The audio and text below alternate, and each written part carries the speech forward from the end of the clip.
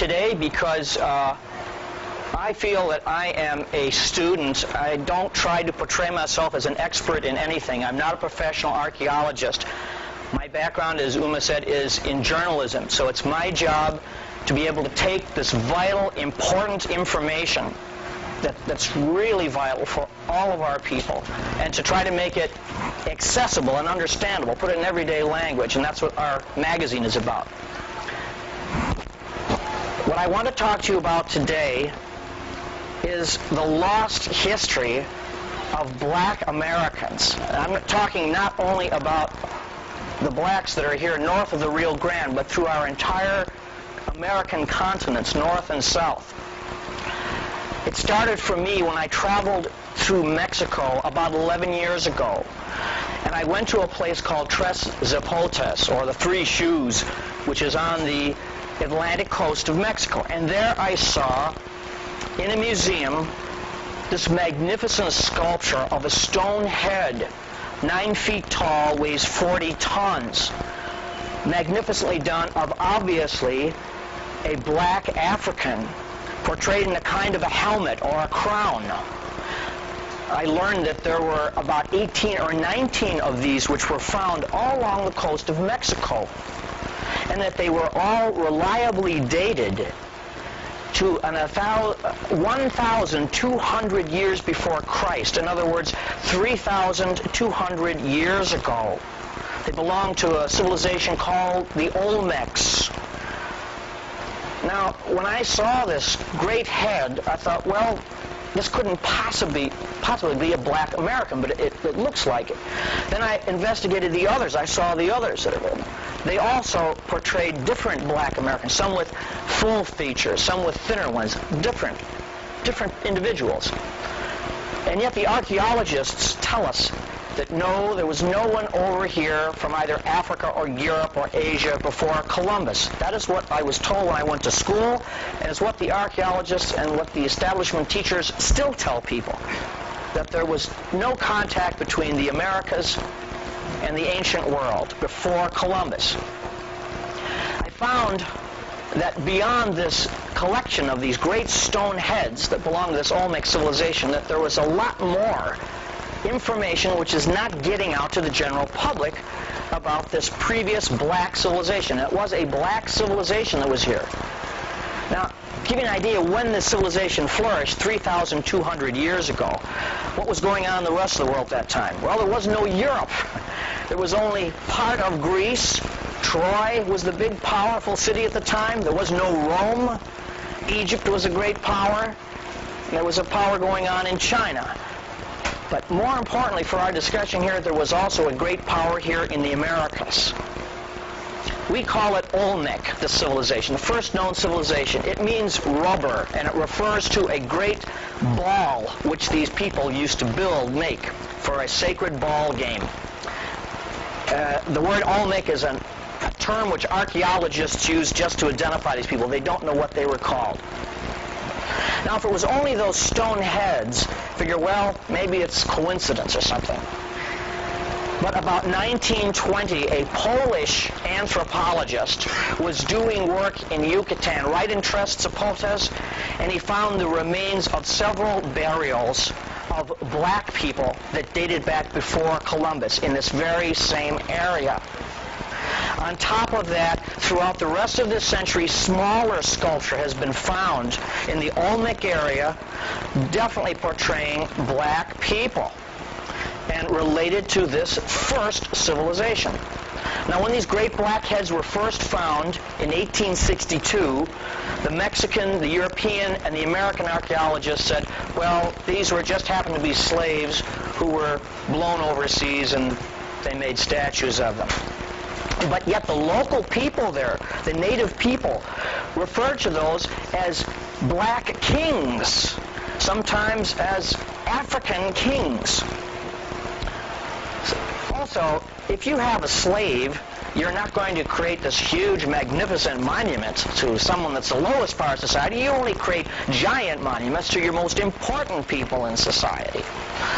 On top of that, all of these great heads that were found were not just laying out in the open. They had been ritually buried with reverence, which means that they probably were great monuments at one time, and that there was a period of mourning, and then they were ritually buried, sort of you interred the greatness of this person. To give you an idea how magnificent these stone heads are, I should mention one thing before I forget too. The archaeologists say, oh no, they don't represent black Africans at all. They represent a kind of Indians. But they resemble, as you'll see in the slides here tonight, nothing resembling Native American Indians. On top of that, they are all crafted out of black basalt. They're not, in other words, the basalt was chosen specifically to represent a black person, someone with black skin.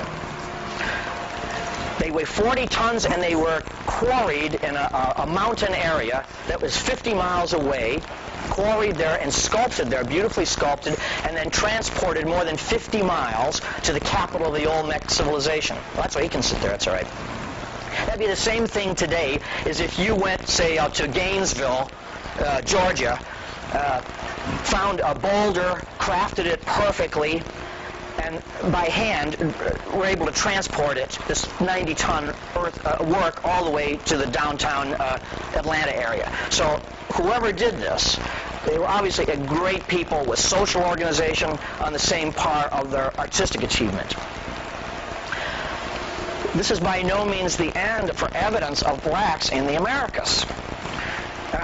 A mound, a ceremonial mound, was opened in the year 1901 in northern Wisconsin, outside of the Apostle Islands. Now that's extreme north part of Wisconsin, right on the upper Great Lakes. When this mound was opened in 1901, the bones did not look Native American, and the skulls especially did not look Native Americans. Native Americans, you can tell almost at a glance that they are Native American skulls because the teeth, they meet, the upper and lower jaws. They have either no overbite or very little overbite. These jaws had pronounced overbite. So when the archaeologists found these skulls, they began to think, well, who do these people represent? So from that overbite, they investigated the rest of the jaw structure, the cheekbone structure, the periantals, this area up here, and unquestionably they belong to black people. Now, to be interred in a mound was a sign of honor. The average person in the Native American cultures in Wisconsin, when they died, they were usually buried under the floorboards of the house. It went down further and further. You kept the family literally in your domicile, or else if they were common people, workers and so on, they just buried anonymously in Potter's Field. The mounds were reserved exclusively for regents, kings, shamans, priests, the movers and shakers of society. These 4 black men that were found in this mound were laid out respectfully with copper goods. Now there's a key there. What were these ancient blacks doing up in northern Wisconsin more than 1,000 years ago? And why with copper goods? The upper Great Lakes of our country forms the richest deposits of copper on Earth. Among the largest, but more importantly, the richest, the highest grade copper. It appears that these black Africans were in the upper Great Lakes mining that copper. We do know, for example, that the upper Great Lakes area was the scene of a massive, complex, highly sophisticated copper mining operation. It was so complex that whoever these ancient people were, they dug a trench 5 miles long, were able to drill 60 feet through solid rock to remove this high-grade copper, and they were able to remove, while they were working up there, an astounding 500 million pounds of copper. Now, the Native American Indians, they used copper, it was known as float copper. They'd pick it up off the ground, and they'd make it into bracelets and so on. They didn't use much of it. Somebody was involved in making huge amounts of copper mining. Now, who could that have been? Well, if you look on the other side of the world, there were black kingdoms in West Africa, some of them known as Ghana and Mali. And if you study those cultures, and a lot's known about them because they lasted all the way to about 1400 A.D., when the Arabs came in. These people were great goldsmiths, great metallurgists. They used lots of copper. Now what's interesting, folks, is in that area of Africa, there are not many great deposits of copper. Where did they get all this wonderful copper? It's also known that these